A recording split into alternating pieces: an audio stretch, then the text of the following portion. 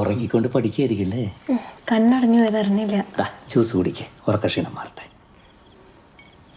അടുത്ത വർഷം നമുക്കൊരു ഇന്ത്യ ടൂർ പോണേ. എങ്ങോട്ട്?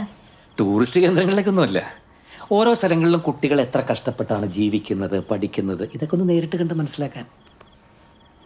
ഇന്ന് ഫാക്ടറിയിലൊരു ബംഗാളി പയ്യൻ ജോയിൻ ചെയ്തു. കഷ്ടപ്പെട്ട് കുടുംബം പുലർത്താൻ വേണ്ടി മാത്രമല്ല, അവന് പഠിച്ച് ഒരു ഡോക്ടർ ആവണം. അതിനുള്ള പൈസ അവൻ തന്നെ ജോലി ചെയ്തുണ്ടാക്കുക. പോക്കറ്റ് മണി തന്നാ മതി, ക്ലാസ് കഴിഞ്ഞ് ഞാനും വരാം ജോലിക്ക്. നിനക്ക് തമാശ. അവൻ പറഞ്ഞ ചില കാര്യങ്ങൾ കേട്ടിട്ട് എൻ്റെ കണ്ണ് നിറഞ്ഞുപോയി. MBBS കഴിഞ്ഞിട്ട് അവന് സിവിൽ സർവീസിന് പോകണമെന്ന്. മഞ്ഞപ്പൊടിയുടെ മുളക് പൊടിയുടെ ഒക്കെ ഇടയ്ക്ക് കിടന്ന് കിട്ടുന്ന സമയമൊക്കെ കഷ്ടപ്പെട്ട് പഠിക്കുക കുട്ടി. ആഗ്രഹങ്ങളാണ് മനുഷ്യൻ്റെ ഏറ്റവും വലിയ ഫയർ. അവൻ്റെ മുഖം കണ്ടാൽ തന്നെ അറിയാം അവനൊരു നല്ല നിലയിലെത്തുന്നത്. ഇയാളുടെ പേരെന്താ? രവീന്ദ്ര ചതോപാധ്യായ. ടാഗോറിന്റെ നാട്ടുകാരനല്ലേ, ആ ഓർമ്മക്കിട്ട പേരായിരിക്കും. അതിൻ്റെ ഒരു ഐശ്വര്യമുണ്ട്. കുടിച്ചോ, എന്നിട്ട് പഠിച്ചോ.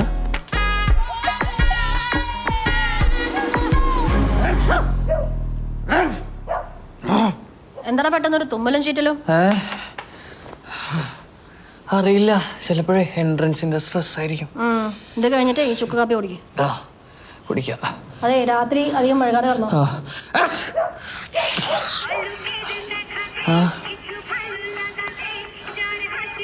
ഹലോ, തുമ്മി കേമോ നാച്ചോ? തുമ്മി കേമോ നാച്ചോന്ന്. ചതോപാധിക്ക് ബംഗാളി മനസ്സിലാവില്ലേ? മനസ്സിലായി. ഉച്ച മുതൽ തുമ്മിക്കൊണ്ടിരിക്കുകയാണ്. തല്ലുകൊള്ളുമ്പോ കരയാനുള്ള ബംഗാളിയെങ്കിലും പഠിച്ചു വെച്ച ചതോപാധ്യായെ. ഏയ്, ഫാദറിലോ ഭയങ്കര പാവ. എന്നൊരു ലോഡ് സ്നേഹം ഞാൻ പൊടിച്ചു കൊടുത്തിട്ടുണ്ട്. എന്നിട്ടിനി ബംഗാളിയായി ജീവിക്കാനാണോ ഉദ്ദേശം? കുറച്ചാലും മാത്രം. ഈ മോനൊരു മലയാളിയായിരുന്നെങ്കിൽ എന്ന് അദ്ദേഹം ആഗ്രഹിക്കുന്ന ആ നിമിഷം ഞാൻ സത്യം പറയും. മിക്കവാറും അതാവും തന്റെ അവസാനത്തെ നിമിഷം. കുട്ടി പേടിപ്പിക്കാൻ നോക്കണ്ട, ചതോപാധ്യ കുലിങ്ങില്ല. ഓ സോറി, അതിവിടെ തുമ്മിയതാ. ശരി, അപ്പൊ ജീവനോടെ ബാക്കിയുണ്ടെങ്കിൽ വീണ്ടും കാണാം. Good night.